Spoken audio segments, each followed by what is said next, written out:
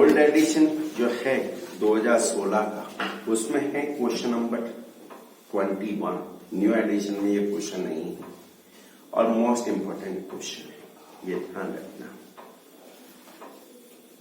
The following is the cost and profit structure of the manufacturing company। एक निर्माणित संस्था का लागत संरचना इस प्रकार से, मटेरियल लगता है 40%, लेबर कोस्ट है 15%, फिक्स्ड ओवरहेड है 8%, वेरिएबल ओवरहेड है 25% और नेट प्रॉफिट होता है 12%।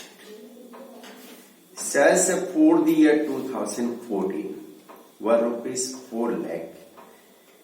वर्ष 2014 की बिक्री दे रखी है 4 lakh. In the year 2015 sales were expected to rise by 50%। ये उम्मीद की जाती है, ये अपेक्षित की जाती है, आशा की जाती है कि 2015 में बिक्री 50% से बढ़ जाएगी। On an estimated loss of profit including loss of stock policy was taken on 1 जनवरी 2015। और इसी के अनुमान पर हमने लाभ की हानि और स्टॉक की हानि का बीमा करवाया 1 जनवरी 2015 को। ऑल एक्सपेंसेस वर इंश्योर्ड, सारे खर्चों का भी बीमा करवाया गया। Opening stock of material in the year 2015 वर ₹50,000। वर्ष 2015 में ओपनिंग स्टॉक था 50,000। फायर ब्रोक आउट ऑन 1 सितंबर 2015, 1 सितंबर 2015 को आग लगी। The period of interruption was continued for 3 months। व्यवधान काल 3 महीने तक चलता रहा। Sales during the period amounting to ₹40,000। इस अवधि में बिक्री 40,000 की हुई। Sales from 1 September 14 to 30 November 2014 were amounted to ₹1,20,000।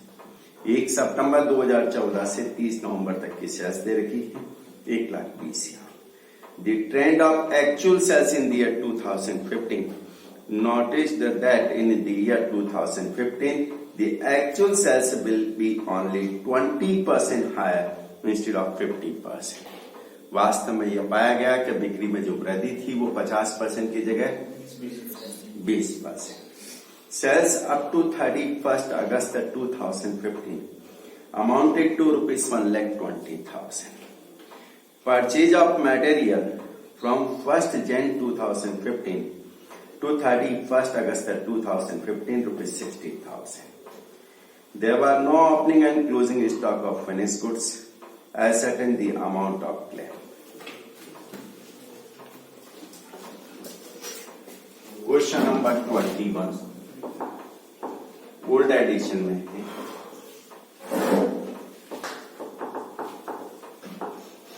इसने 2 इंश्योरेंस करवाए, लॉस ऑफ स्टॉक का भी करवाया और लॉस ऑफ प्रॉफिट का भी करवाया। डेट ऑफ फायर बताएंगे मुझे कब?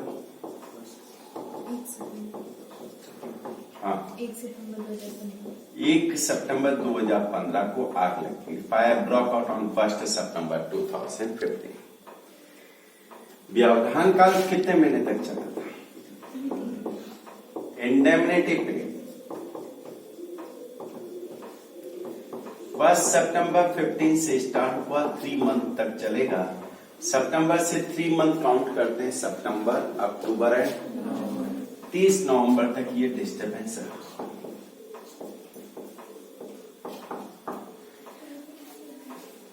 नवंबर 2015, ठीक है। तो अब सबसे पहली कैलकुलेशन करते हैं। First calculation, loss of stock.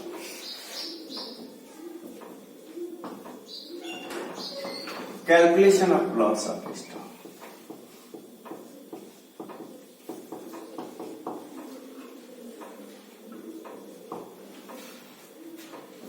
जिस दिन आग लगी है, फायर ब्रोक आउट ऑन 1 सितंबर, उस दिन हमारे पास स्टॉक कितना था, ये कैलकुलेट करने के लिए आप ट्रेडिंग अकाउंट बनाते हैं। यहां ट्रेडिंग अकाउंट की जगह ट्रेडिंग अकाउंट की कोई इंफॉर्मेशन नहीं, जीपी रेट नहीं दे रखी है, तो हम यहां प्रॉफिट एंड लॉस अकाउंट के फॉर्मेट पे चलते हैं।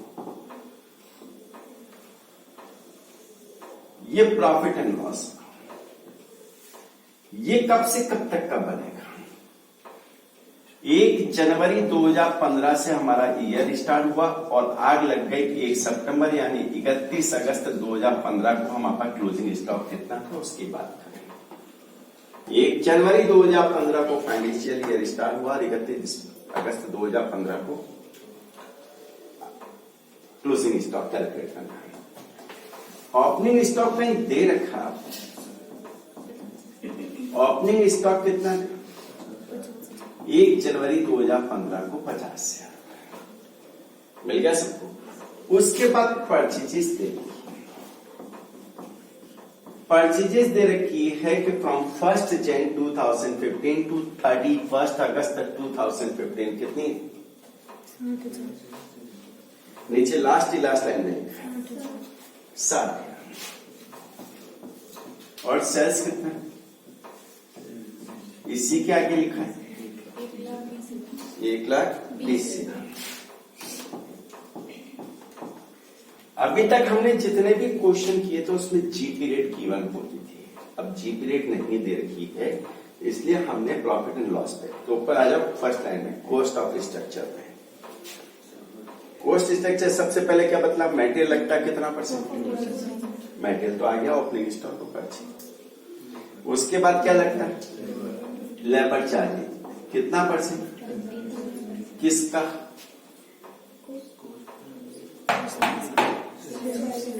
एक फॉर्मेट समझा देगा। देखो ये कहता है कि मटेरियल लगता है कितना परसेंट बेटा?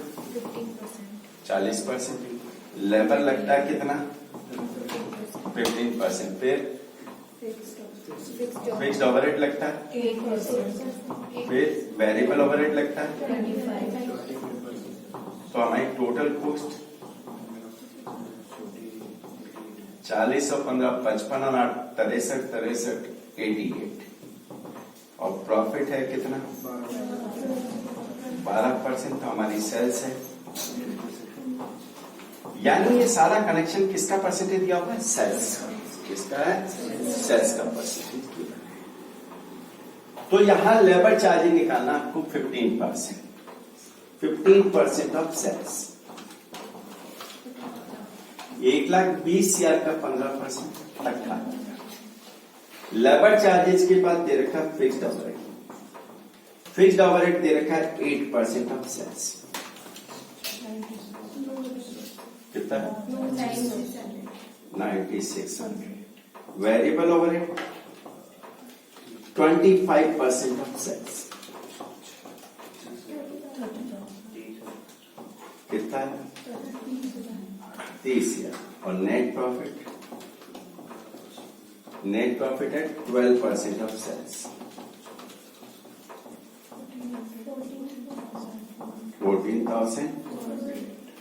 ये सारा सेल्स का क्वालिफिकेशन क्लासिफिकेशन दे रखा है। यहां से कैलकुलेट करते हैं क्लोजिंग स्टॉक, बैलेंसिंग फिगर। जिस दिन आग लगी उस दिन क्लोजिंग स्टॉक कितना?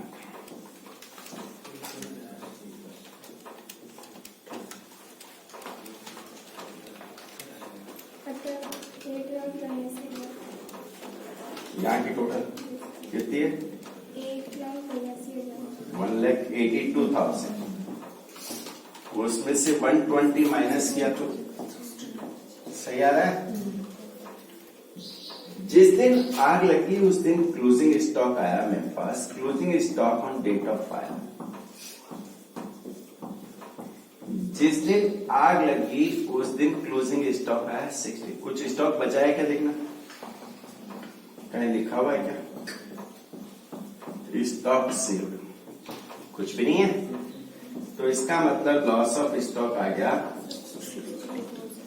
अब मुझे ये नहीं बतला रखा है कि इंश्योर्ड अमाउंट क्या है, मैंने कितनी राशि का इंश्योरेंस करवाया, ये नहीं कराया, ये कुछ भी नहीं दे रखा है। तो हम ये मान के चलेंगे, ये अज्यूम करके चलेंगे कि सफिशिएंट अमाउंट का इंश्योरेंस करवाया, जितना भी लॉस होगा वो कंपनसेट करेगी। अब सेकंड पॉइंट आते हैं, calculation of loss of profit. Loss of profit ये आपको जरूरत है तो उतार लो, नहीं तो मैं इसको रख कर रहा हूं।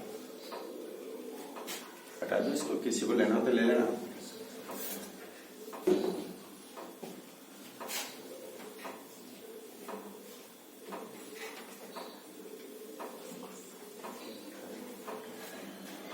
लॉस ऑफ प्रॉफिट पॉलिसी में सबसे पहली कैलकुलेशन करते हैं, calculation of amount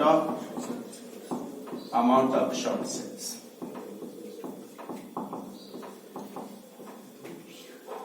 amount of short sales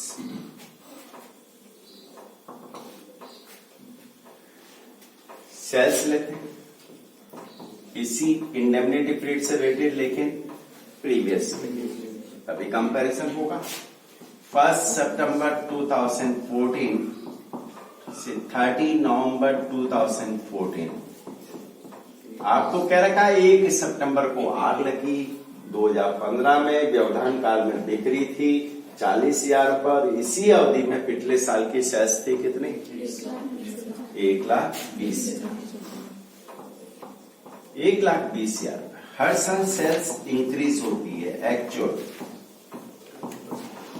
actual increase कितना परसेंट होता है? 20%। 20% सेल्स बढ़ जाता है। 1,20,000 का 20% किया तो इसका मतलब सेल्स रिक्वायर्ड थी ये होनी चाहिए 1,44,000। सेल्स हुई कितनी? Actual sales during the indemnity period, during indemnity period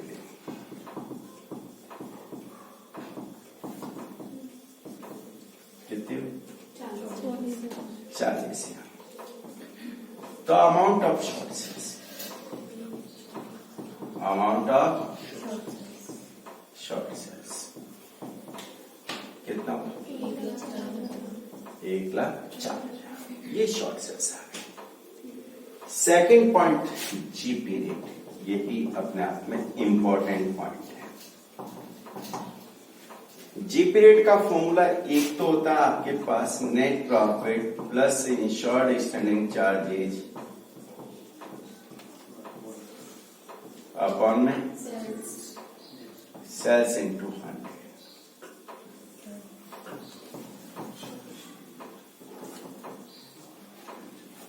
ये तो हमेशा लगाते हैं। इस पे भी रखूं नेट प्रॉफिट कितना है? 14,400। स्टैंडिंग चार्जेस का मतलब fixed overhead. Standing means fixed overhead कितना है? 9,600। अपॉन में सेल्स कितनी है? 1,20,000 इंटू 100। या इसका एक अल्टरनेटिव फॉर्मूला होगा। जब आपको ये कॉस्ट स्ट्रक्चर दे रखा है, क्यों हम प्रॉफिट में ऐसे बढ़े, हम डायरेक्ट निकाल सकते हैं net profit percentage plus fixed overhead percentage. Net profit का परसेंटेज दिया हुआ है क्वेश्चन में कितना? 12, और फिक्स्ड ओवरहेड का 12% प्लस इसका मतलब 20%। ये इसलिए करा है कि यदि शॉर्ट क्वेश्चन वेरी शॉर्ट में आएगा तो ये आएगा, उसमें डायरेक्ट आपको नेट प्रॉफिट परसेंटेज प्लस, नहीं तो आप कैलकुलेट वहां सेल्स गिवन नहीं है तो उलझ जाओगे। तो आपको ये ध्यान रखना है net profit plus fixed overhead percentage. Third point आता है लॉस ऑफ प्रॉफिट।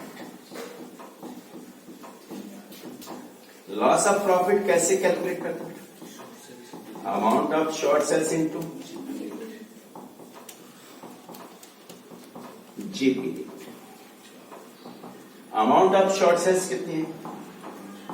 1,04,000 इंटू 20%, 20,000। अब नेक्स्ट कैलकुलेशन हम करते हैं इंश्योरेबल प्रॉफिट। लेकिन इंश्योरेबल प्रॉफिट कैलकुलेट करने की रिक्वायरमेंट मेरे को नहीं, इसलिए नहीं है कि मेरे पास इंश्योर्ड प्रॉफिट नहीं दे रखा तो वो फॉर्मूला अप्लाई आपका नहीं होगा, एवरेज लॉस एप्लीकेबल नहीं होगा। तो अब डायरेक्ट आते हैं अमाउंट ऑफ क्लेम।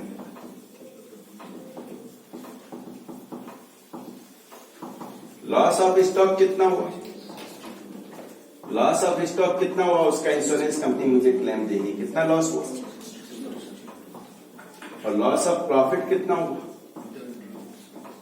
वो भी इंश्योरेंस कंपनी मुझे देगी। दोनों इंश्योरेंस करवा के टोटल 82 या आपका आंसर आएगा।